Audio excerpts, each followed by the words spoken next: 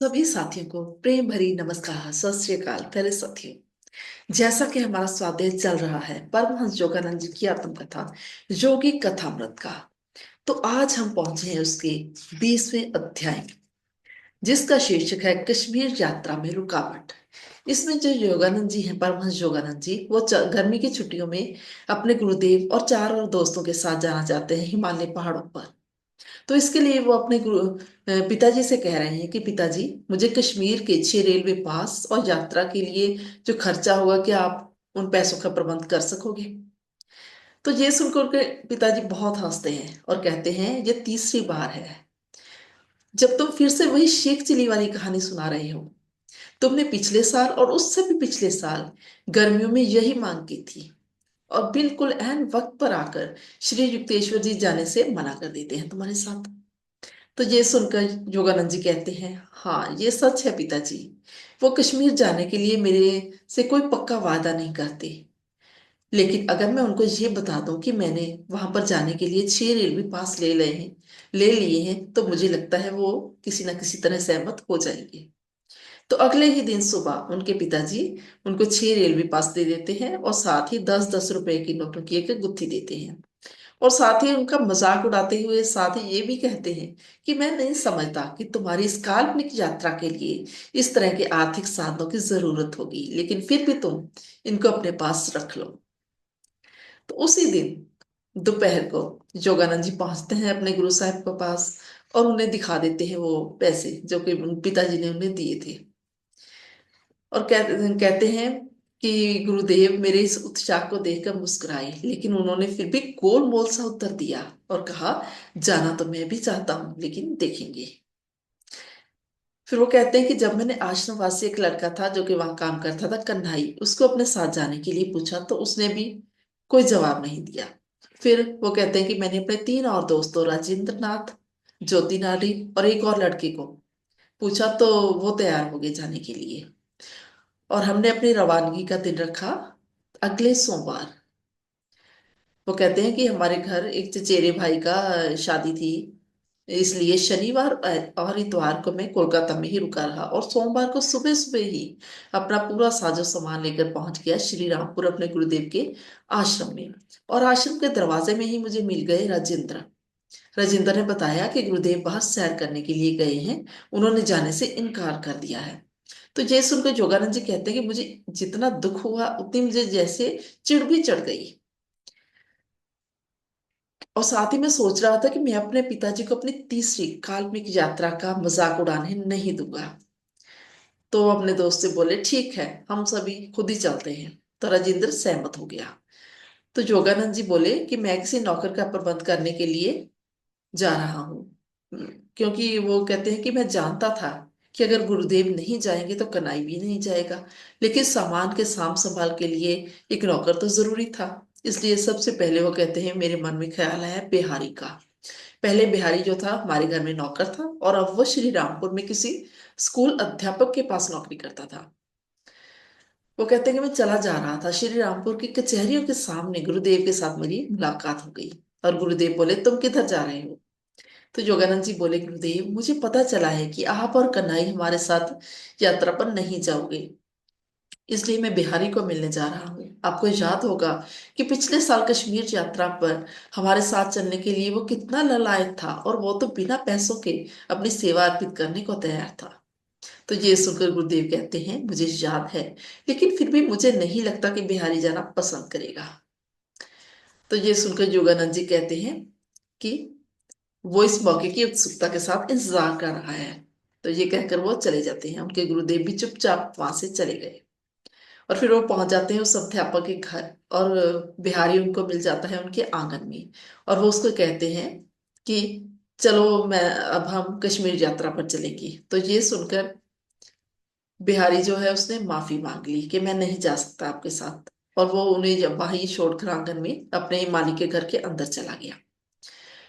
लेकिन योगानंद जी कहते कि मैं आधा घंटा उसका इंतजार करता रहा। मुझे ऐसा लग रहा था कि शायद वो अंदर तैयारी कर रहा है यात्रा के लिए। और आधा घंटा इंतजार करने के बाद वो कहते हैं, मैंने सामने वाला दरवाजा खटखटाया और एक आदमी बाहर निकला और वो बोला, बिहारी तो लगभग आधा घंटा पहले पीछे की सीढ़ियां उतरकर बाहर कहीं चला गया है। तो जोगानंद जी कहते हैं कि मैं बहुत उदास हुआ और उसे सोचते हुए वहां से चल पड़ा कि जैसे कोई गुरुदेव का कोई अदृश्य प्रभाव तो यहाँ पर काम नहीं कर रहा।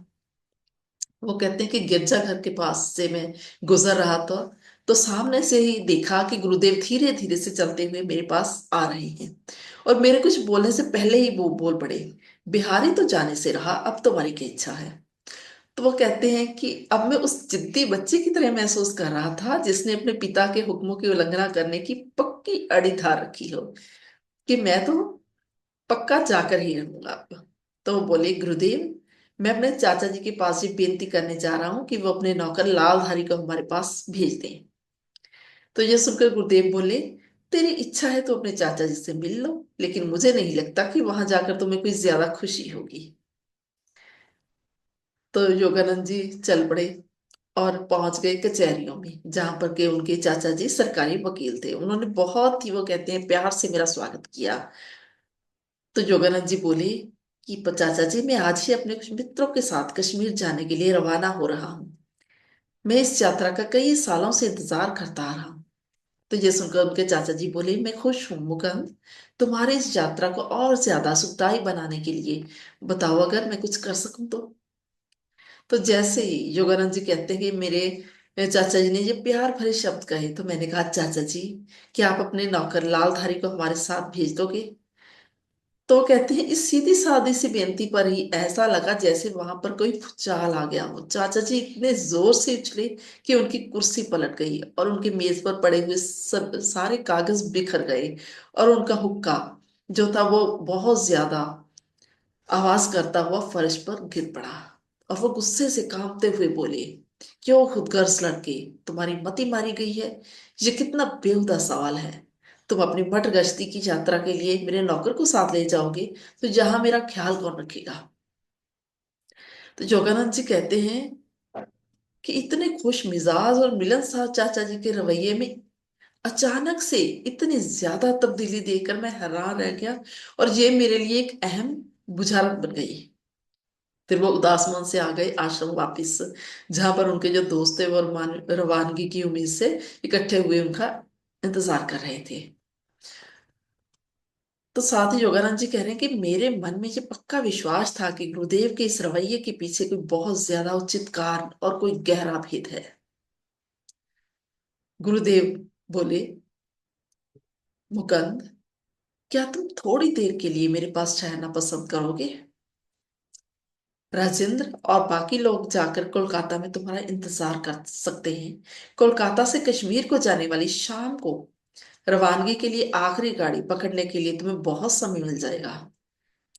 तो ये सुनकर योगानंद जी कहते हैं, गुरुदेव मैं आपके बगैर जाना ही नहीं चाहता। वो यहाँ पर कहते हैं कि मेरे दोस्तों ने मेरी ये बात सुनी ही नहीं, और उन्होंने एक टांगा मंगवाया और सारा सामान उस पर रखकर रवाना हो गए। और फिर वो कहते हैं, कन्हई और मैं शांत मन से गुरुदेव के चरणों में बैठी रही, और आधा घंटा मौन रहने के बाद गुरुदेव उठकर खड़े हो गए और दूसरी मंजिल पर बने रसोई घर में चले गए। और साथ ही उन्होंने कहा, कन्हई मुकंद को खाना परोस दो, इसकी गाड़ी का वक्त हो गया है। तो अब जोगानंद जी कहते हैं कि जब मैं कंबल से उठने लगा तो मुझे अचानक से उल्टी आने लगी, और पेट में मरोड़ के साथ बहुत ज्यादा दर्द होने लगा। इस तरह महसूस हो रहा था जैसे पेट में छुरियां चल रही हो, और दर्द इतना ज्यादा तेज था कि मुझे ऐसा महसूस हो रहा था जैसे किसी ने मुझे आग के कुंड में फेंक दिया हो। और अंधों की तरह हाथ से मैं रास्ता टटोलता हुआ लड़खड़ाते हुए कदमों से अपने गुरुदेव की तरफ जाने लगा, और मैं उनके सामने जाकर गिर पड़ा। भयानक एशियाटिक हैजे के लक्षण जो थे वो सामने आ रहे थे। वो कहते हैं, श्री युक्तेश्वर जी और कन्हई मुझे उठाकर बैठक खाने में ले आए, और वहां पर मैं मानसिक पीड़ से चिल्लाया, गुरुदेव मैं अपना जीवन आपके चरणों में अर्पित करता हूँ। तो वो कहते हैं कि गुरुदेव ने मेरा सर अपनी गोदी में रख लिया और मेरे सर को सहलाते हुए बोले, अब तुम्हें पता चल गया है कि अगर तुम इस समय अपने दोस्तों के साथ रेलवे स्टेशन पर होते तो क्या होता। इसीलिए मुझे अजीबो गरीब तरीके से तुम्हारी रक्षा करनी पड़ी, क्योंकि यात्रा के इस खास वक्त के बारे में मेरे फैसले पर तुम संदेह प्रकट कर रहे थे। तो यहाँ पर योगानंद जी कहते हैं आखिर मेरी समझ में आ ही गया कि सिर्फ पुरुष कभी ही अपनी शक्तियों का खुला प्रदर्शन करना ठीक समझते हैं। इसलिए उस दिन सभी घटनाएं किसी भी आम आदमी को स्वाभाविक घटना चक लग सकती हैं, लेकिन उनमें मेरी गुरुदेव का जो दखल अंदाजी थी वो इतनी सूक्ष्मता के साथ हो रही थी जिसका पता चलना असंभव था। उन्होंने बिहारी, चाचा जी और राजेंद्र और लोगों के द्वारा अपनी इच्छा शक्ति को ना अदृश्य रूप से कार्यशील किया था। और आगे वो कहते हैं, कृषि श्री युक्तेश्वर जी अपनी सामाजिक जिम्मेदारियां निभाने में कभी भूल नहीं करते थे। इसलिए उन्होंने उसी वक्त कन्हई को भेजकर मेरे चाचा जी को सूचित किया और साथ ही डॉक्टर को बुलाया।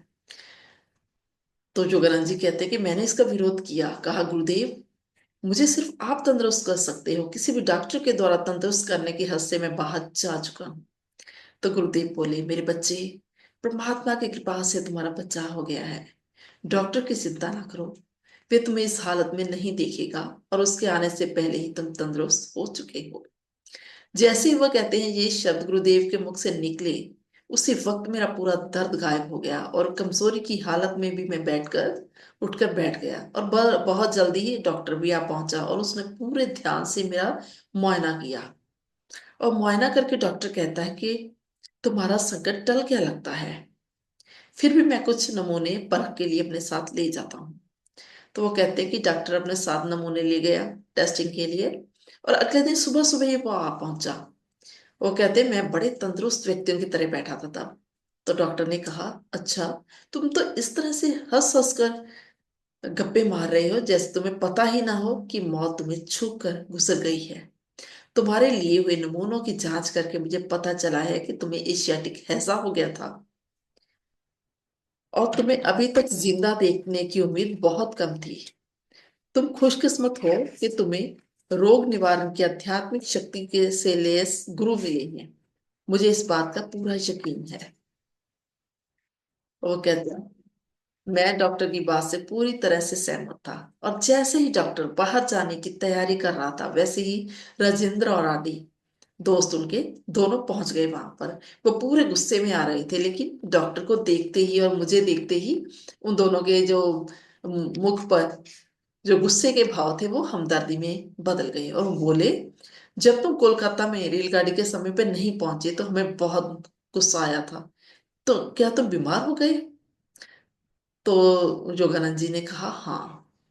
फिर वो कहते हैं कि जब मैंने अपने दोस्तों को सामान को वही कोने में रखते हुए देखा जहां से उन्होंने उठाया था, तो मुझे अपनी हंसी जो है वो मैं रोक नहीं पाया। इतनी ज्यादा मुझे हंसी आई। और एक पुराना शेर भी साथ में याद आया, जहाज एक चला था स्पेन जान वास्ते, वहां पहुंचने से पहले ही हो गया मजबूर वापस आन वास्ते। वो कहते हैं कि तभी गुरुदेव कमरे में दाखिल हुए और मैंने प्यार से उनका हाथ पकड़ लिया और बोला, गुरुदेव, 12 वर्षों की उम्र से ही मैं हिमालय जाने की कई बार नाकाम कोशिश कर चुका हूं। और अब आखिर में मुझे इस बात का पूरा यकीन हो गया है कि आपके आशीर्वाद के बगैर देवी पार्वती मुझे अपने पास आने नहीं देगी। यहाँ पर देवी पार्वती जो है, उन्होंने सांकेतिक भाषा यूज की है हिमालय पर्वत के लिए, क्योंकि माता पार्वती को हिमालय की पुत्री कहा जाता था इसलिए। तो यहीं पर साथियों हमारा आज का अध्याय समाप्त होता है। उम्मीद करती हूँ आपको पसंद आया होगा और कृपया अपने अन्य साथियों के साथ इसे शेयर भी जरूर कीजिएगा। जल्द ही फिर मिलते हैं हम अगले अध्याय में, अगली वीडियो में।